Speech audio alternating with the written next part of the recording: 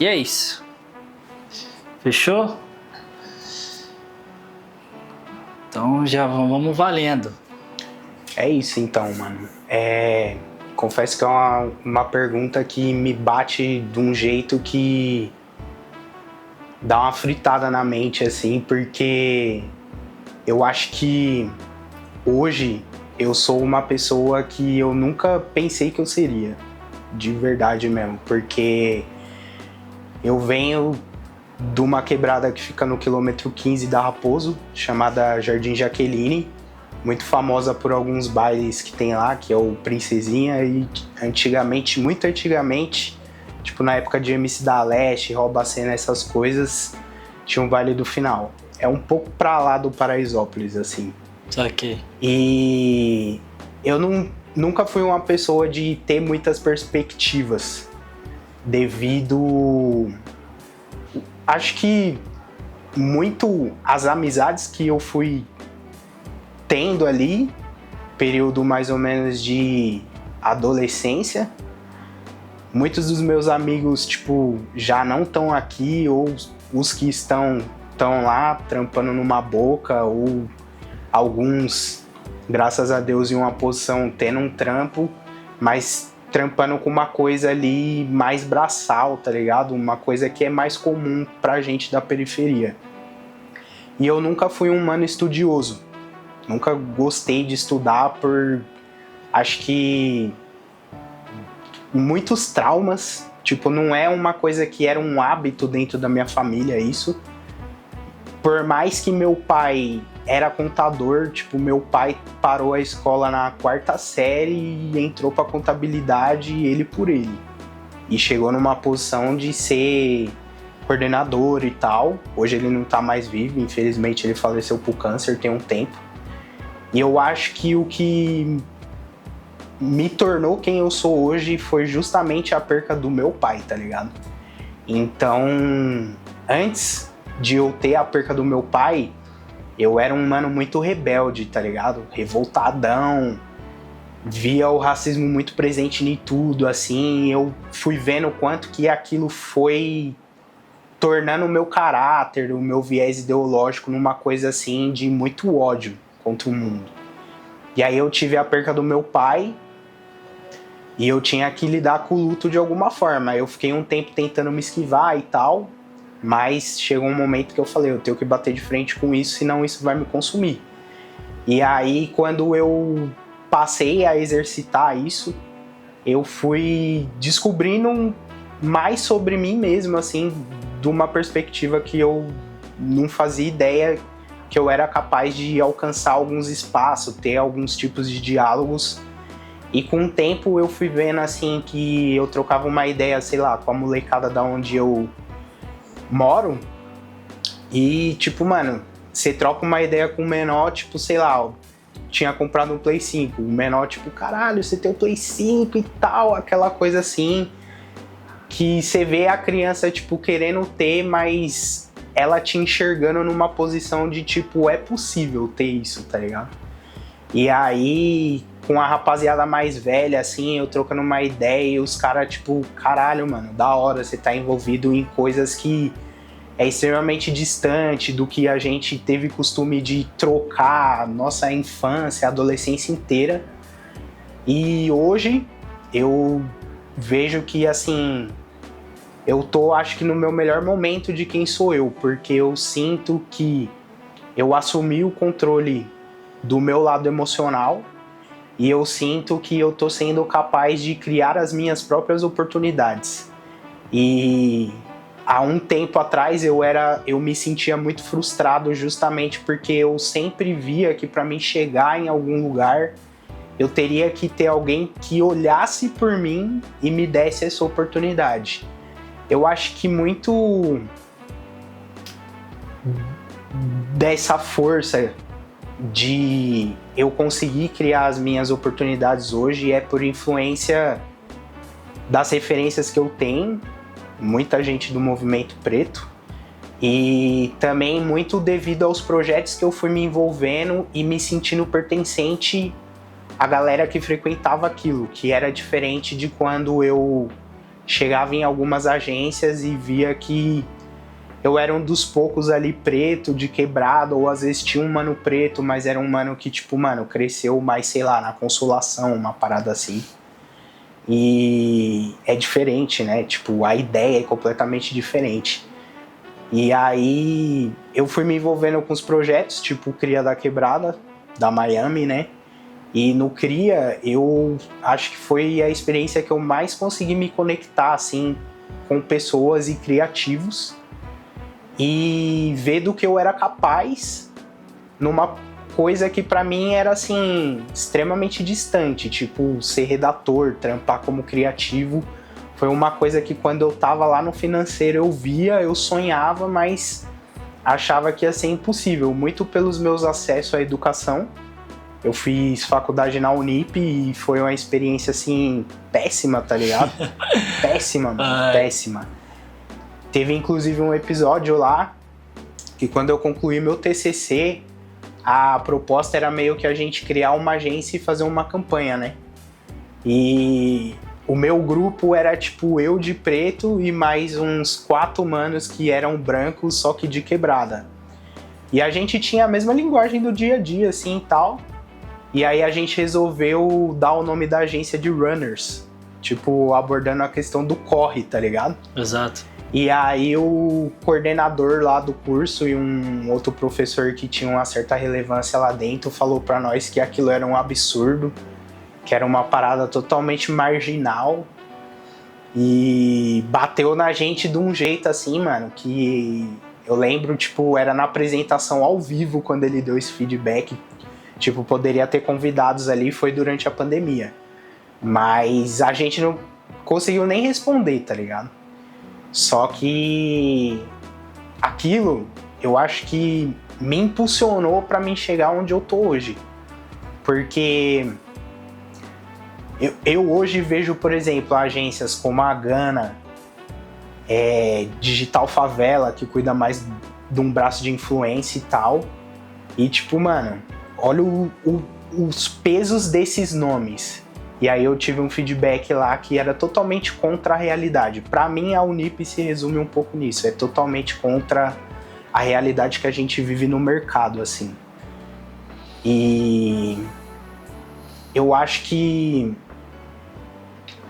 isso é uma coisa que faz com que eu sempre esteja buscando, acho que, mais acessos em espaços que pra mim eram muito distantes, para que quando eu tenho uma troca com alguém eu consiga mostrar de tipo assim, mano, é possível chegar aqui.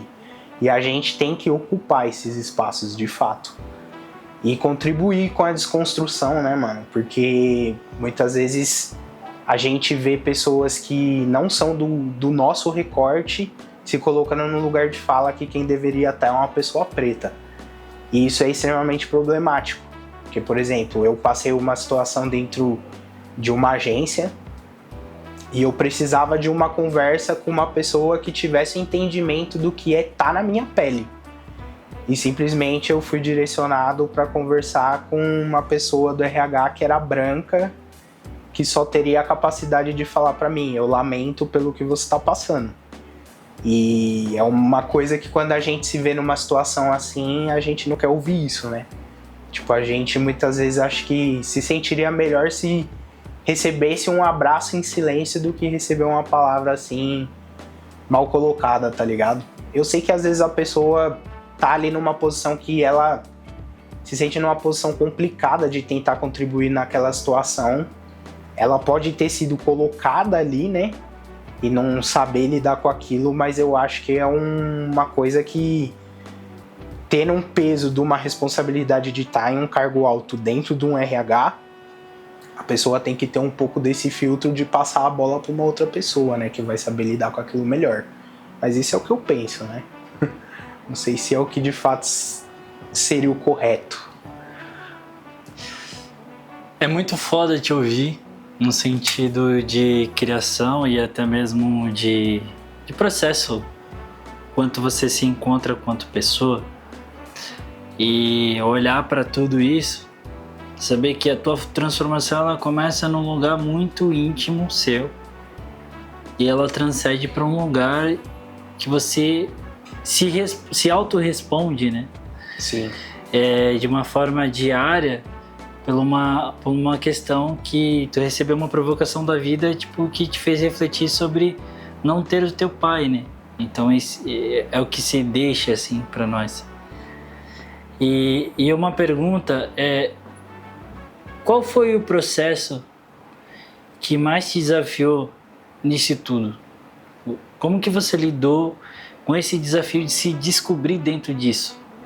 Porque você fala, tipo, quem é você explica pra nós quem é o Emerson. Mas qual foi o desafio pra chegar nisso? Mano, eu acho que o maior desafio foi eu conseguir olhar pra mim e sentir que eu era capaz. Por quê? Por exemplo, antes de chegar na publicidade, eu treinava Kung Fu e era o que eu apostava como carreira. Eu treinei durante 6 anos, fiz cursos, cheguei a dar aula e tudo mais. Só que eu tinha um domínio, eu sabia da minha capacidade, mas ao mesmo tempo eu ficava com um entrave. E quando eu vim para a publicidade, eu comecei a ter oportunidade dentro de trabalhos de colocar quem eu sou de fato, assim, tipo, as minhas referências da quebrada, coisas que eu vivenciei com a minha família e tal. Claro que foram oportunidades bem limitadas, assim, mas foi algo que me trouxe essa coisa de tipo, eu sou capaz de fazer o que eu quiser. E no Kung Fu isso era muito trabalhado na minha mente. Só que quando eu saí de lá, foi devido ao meu pai ter ficado doente. E aí eu caí num limbo assim de 1001 coisas.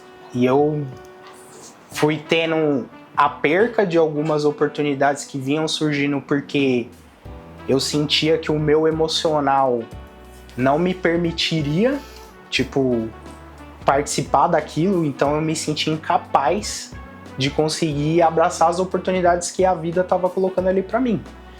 E aí foi assim, trabalhando diariamente, tendo apoio da minha família e tudo mais, né? E consegui me levantar, assim, mano. Tipo, hoje eu sou uma pessoa que eu já busco muito mais conhecimento, que era uma coisa que eu não tinha como hábito. Acho que muito porque eu não tive esse incentivo por parte da minha família, então automaticamente eu não via como algo que proporcionaria, acho que, muitos benefícios, assim. Porque era muito... Tipo, a minha criação foi muito naquela coisa de tipo, mano, você precisa trampar, porque a gente tem que pagar contas, a gente quer viver razoavelmente bem. Porém, não tinha uma parada de tipo assim, pra você ascender numa carreira, pra você ocupar um espaço do qual era inimaginável pra você, o que vai te fornecer esse acesso é a educação, tá ligado? Então, acho que foi muito isso, assim.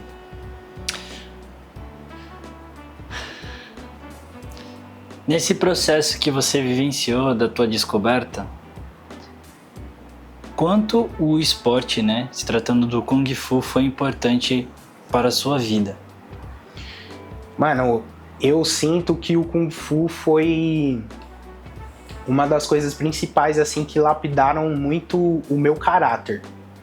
Porque no momento que muitos dos meus amigos de infância estavam na rua, tendo oportunidades ruins, eu estava na academia de domingo a domingo, focado no que era o meu objetivo, que era se tornar um instrutor e alcançar a faixa preta. E então, quando eu passei a vivenciar o Kung Fu dessa maneira e tendo trocas ali com pessoas que viviam da mesma forma, eu fui entendendo muito sobre disciplina, sobre respeito, e respeito real, não tipo aquele respeito de, mano, o seu pai te bate e você respeita ele, tá ligado? Pra mim isso hoje não é respeito, é um pouco de medo, né? E eu sinto que muitas vezes uma pessoa que tem uma criação assim, ela é um pouco perdida com essa questão de fato do que é o respeito. E no Kung Fu eu aprendi de fato o que era respeitar o próximo, tipo, as limitações, as opiniões, viés ideológicos e políticos. E nisso eu tava lá e eu era novo. E eu sou uma pessoa que eu sou mais retraído, tipo, sou um pouco mais tímido, então eu aprendi muito observando. Participei de algumas trocas e tal, mas eu sempre acho que eu aprendo mais observando as coisas e pegando os aprendizados, tipo, de uma coisa ou outra que eu acho bacana. E acho que é isso, assim. Uma outra pergunta, mano, o quanto a educação foi importante no teu processo e o quanto isso te transformou quanto pessoa? Mano, eu acho que a educação foi muito importante pra mim, pra me conscientizar, acho que sobre dois lados da vida, tá ligado? Porque eu tive um período na escola extremamente problemático que me trouxe vários traumas, desde questões que envolvem acusação de crimes, a coisas de tipo questionarem minha capacidade a um ponto de me traumatizar de uma forma que eu me vi incapaz. E ao mesmo tempo, ela me levou para um patamar que eu nunca imaginaria. Então hoje eu tenho muito comigo que se eu lá atrás tivesse tido a oportunidade de estudar em um lugar da hora que me acolhesse de fato, que eu me sentisse pertencente àquilo, eu conseguiria me conectar com estudos que eu teria um prazer em estar adquirindo conhecimento e talvez hoje eu poderia estar muito melhor. Só que eu tive que passar tudo isso para entender isso hoje. Então, meio que hoje eu vejo a educação como a única porta de ascensão para uma pessoa que vem do lugar que eu venho. E é uma coisa que, por mais que eu me envolva com diversos projetos hoje, tipo, mano, já me envolvi com o projeto da Faculdade de Direito da USP relacionado a antiproibicionismo, meio que pautando questões da guerra às drogas e tal, cultivo de cannabis para pacientes e tudo mais, desde eu estar me envolvendo com coisas mais dentro da minha carreira. Um curso de redação, algo de criação, algo de conteúdo que é o que eu trampo hoje. Então, eu acho que se não fosse pela educação, eu simplesmente...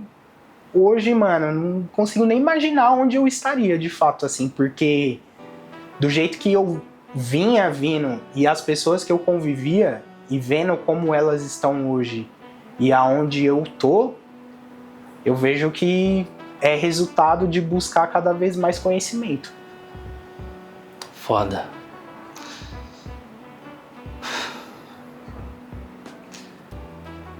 Uma frase que te marca. Mano, acho que não consigo pensar em outra a não ser sempre fui sonhador e é isso que me mantém vivo. Racionais é inspiração máxima. Foda. Se tivesse que deixar uma mensagem pra alguém ou pro teu eu do futuro, o que você deixaria? Olha, acho que eu diria pra mim, se for uma mensagem para o meu eu do futuro, pra mim seguir acreditando nos meus ideais e nos meus valores e na minha capacidade. Para uma outra pessoa, eu falaria algo também no sentido de, mano, fé no corre, vai pra cima, é possível. Infelizmente, pra gente que é preto, vem da quebrada, o corre é dobrado, não tem como mentir. Mas a vitória vem, mano. Se tu lutas, tu conquistas. Foda. Irmão, gostaria de te agradecer mais uma vez. É nóis. Pela resenha, pela conversa, por ter topado estar junto de nós aqui do Laboratório de Luz. E é isso, e a gente fecha mais um vídeo com o Lab de Luz, dessa vez a participação do Emerson. E é isso, forte abraço, tamo junto, família! Total. Caralho, bro.